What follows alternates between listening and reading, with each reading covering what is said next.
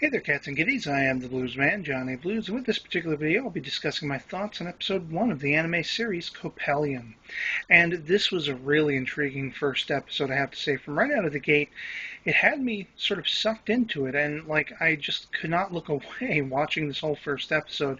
I'm intrigued by the story setup, where we're pretty much beginning where we leave off by the end of this episode. And I mean, visually, it just looks stunning to me as far as I'm concerned. It doesn't quite match entirely anything that I've seen before, but it does have sort of, at least in its look and style, a little reminiscent to the series Batum, which I've covered in reviews, as well as Kamisama no Inai Nichiyubi or The Sunday Without God, in the sort of rainbow-esque flair that you'll see through certain scenes, like when you see the plant life and playing across the water that's trickling down the brook and everything.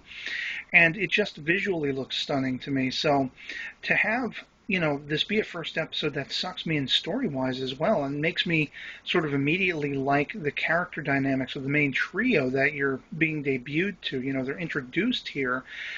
We basically have Ibarra, who is like the group leader, if you will, and she's very methodical, and I think the jury's out as to whether she's fully human necessarily. Under her, she has two, female companions. One is Aoi and one is Taiko. And essentially, Aoi is kind of the stereotypical, very sheepish, very nervous, and girl who loves food. She loves all her little rice balls and everything. And Taiko is interesting, probably the most interesting right now, because she's said to have a rapport with animals. Now, all three of these girls are, air quotes, puppets. They were genetically bred to be stronger than normal human beings, kind of like eugenics.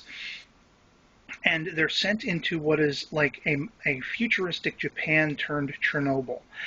We don't know exactly what the plague or happenstance fallout was that, this big travesty that happened to the city, but it made it a virtual ghost town. It's a humongous, unexplored area where at the center, human beings can exist because of something. And I'm hoping we're going to find out more as the series goes on. But of course, these girls are sent in by this academy. They're overseen by the vice principal of this particular academy. That's at least one of his titles, Mishima. And, he basically is telling them what to do, scope out signals for life signs.